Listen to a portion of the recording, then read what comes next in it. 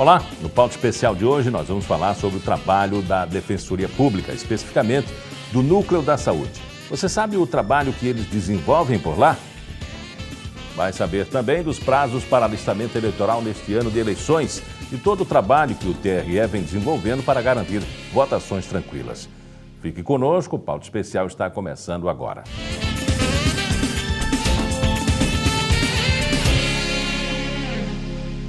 Dá para imaginar o quanto era difícil, né, para a população ter esse acesso sem ter alguém que intermediasse. Com certeza. Inclusive, esse Núcleo da Saúde, ele, assim, como Núcleo da Saúde, ele é recente, acredito de 2010 para cá, justamente por isso, porque a procura pelos serviços de saúde, a procura judicial por eles, se tornou uma busca muito crescente e por isso a Defensoria resolveu especializar o núcleo já para prestar esse serviço, esse atendimento à população de forma mais célere. Qual é a estrutura que vocês têm? A gente conta lá a estrutura pessoal, com 3 estagiários, um assessor, uma farmacêutica e eu como defensora. Sozinha?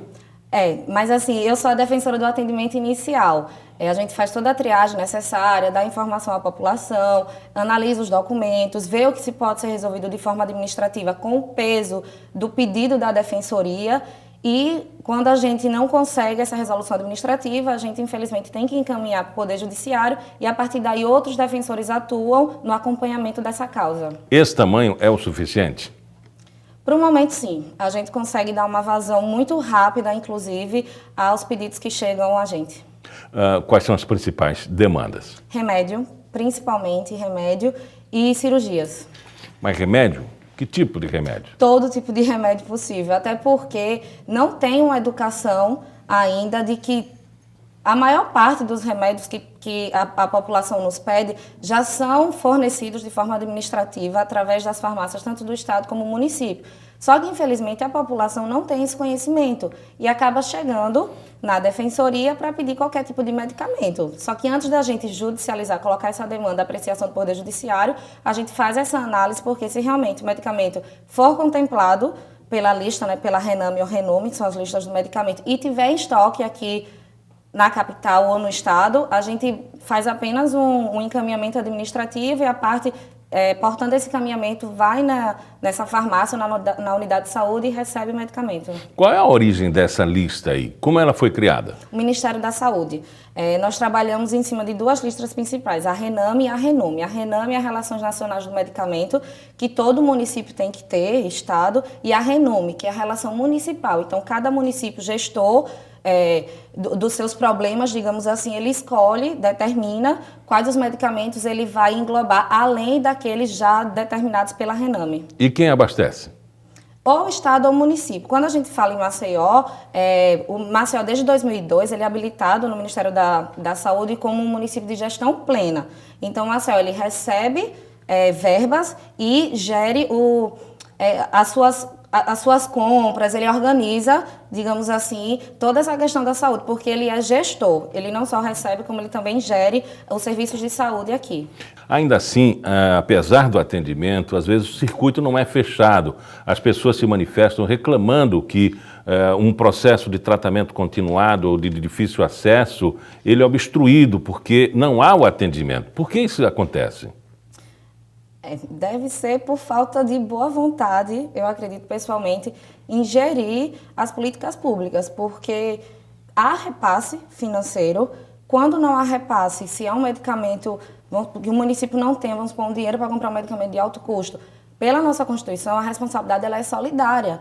Então, ele pode adquirir e depois pedir compensação com repasses do Estado, ou então até mesmo da União.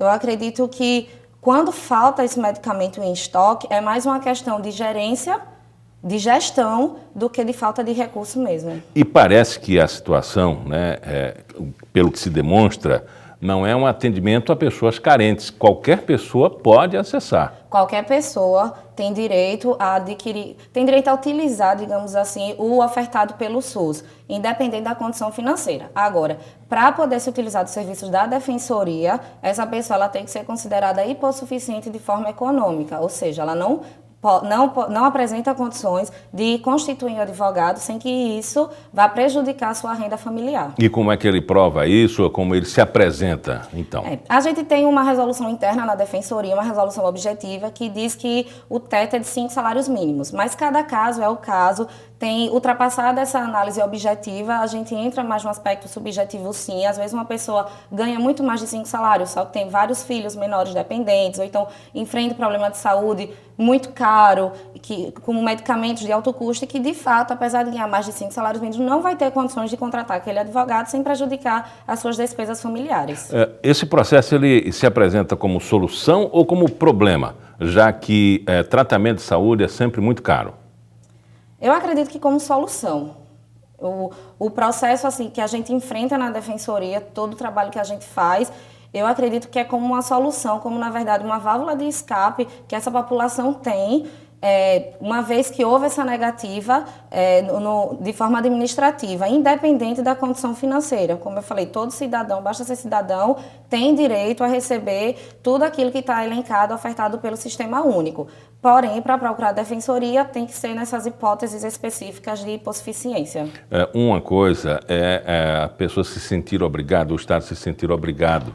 A outra é oferecer o serviço. A judicialização trouxe essa obrigatoriedade, a válvula de escape também para o Estado?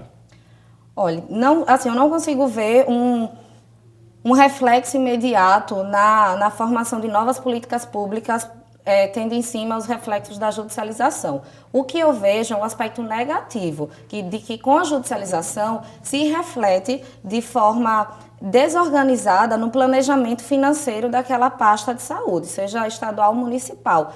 Porque, querendo ou não, quando é um tratamento muito caro, que a gente consegue de forma judicial, boa parte da verba que seria destinada para se executar uma política de saúde que fosse abranger uma quantidade maior de pessoas, ela é destinada apenas para o tratamento daquele cidadão. Mas mesmo assim, mesmo sabendo desse aspecto negativo da judicialização, as pastas de saúde, elas não vêm trabalhando em cima disso, que eles podiam pegar os principais dados, as principais cirurgias, os principais medicamentos que são judicializados e, a partir daí, incluir no seu orçamento para que no próximo ano financeiro tivesse uma política incluindo determinado medicamento ou cirurgia que abrangesse uma população como geral e, assim, evitaria mais demandas de saúde sobre aquele tema.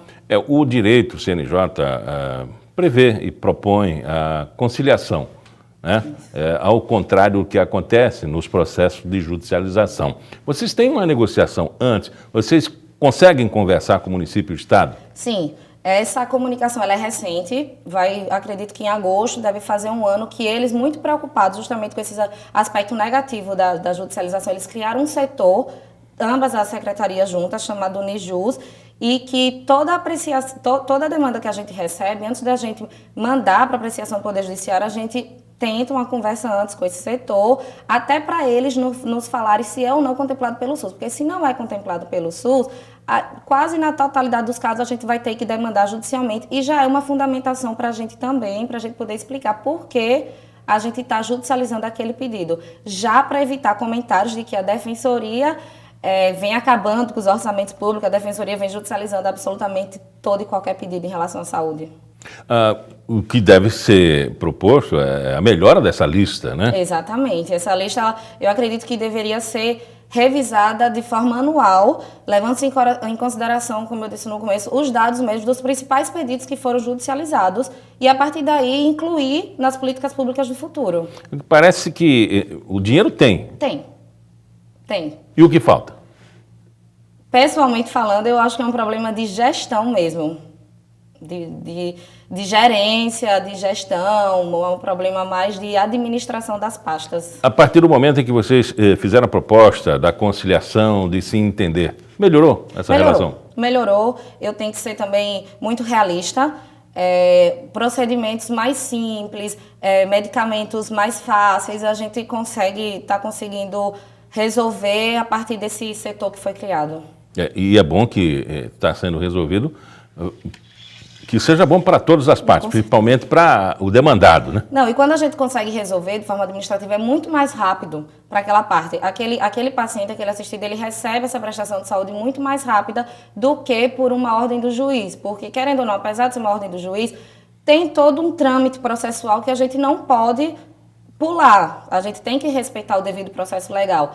Então, eu tenho uma média que, geralmente, prestações de serviço concedidas por ordem de juiz demoram em torno de 45 dias, 60 dias para se efetivarem. Quando a gente consegue de forma administrativa, em no máximo 30 dias, a gente já consegue marcar aquela cirurgia, agendar o exame, a consulta, ou o que for necessário. E remédio, saúde, não pode esperar Exatamente. Esse tempo todo, né? Com certeza. Agora, vocês estão trocando horário para melhorar o atendimento? Isso. Até final dessa semana, quem precisar do serviço da defensoria deve procurar de segunda a quinta pelo período da tarde e na sexta pela manhã. A partir da semana que vem, dia 17, todos os dias pela manhã, das 8 às 14 horas. Por que a mudança?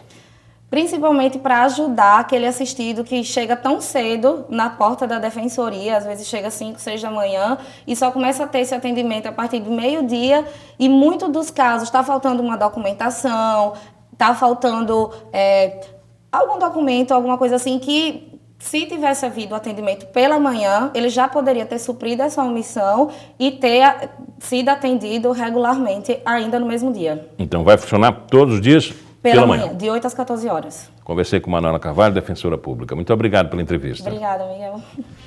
Pauta Especial vai para um rápido intervalo e no próximo bloco a gente conversa sobre os prazos para o alistamento eleitoral deste ano. Não sai daí, a gente volta já.